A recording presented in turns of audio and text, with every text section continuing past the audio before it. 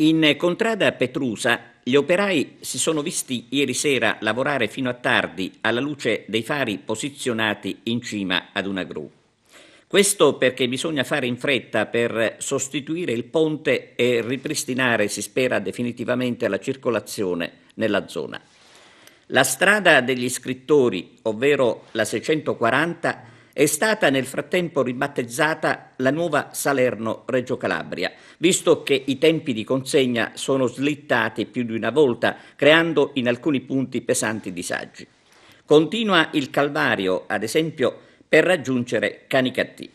E non si riesce a comprendere il perché in direzione Porto Empedocle si può percorrere la statale quasi regolarmente, mentre in direzione opposta chi deve recarsi a Caltanissetta debba utilizzare il tortuoso percorso della provinciale 3, una strada che avrebbe bisogno di un'attenta manutenzione per non complicare la vita agli automobilisti. Ma nulla è stato fatto e si spera che tra qualche giorno transitare dalla provinciale 3 non sia più necessario per buona pace degli utenti.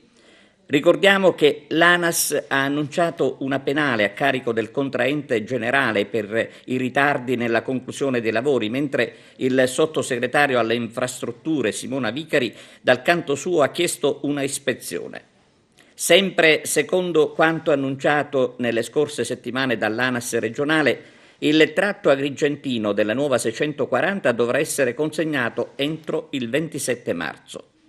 Il 26, infatti, dovranno essere ultimati i lavori dalle parti di Racalmuto e Castrofilippo per la pavimentazione definitiva.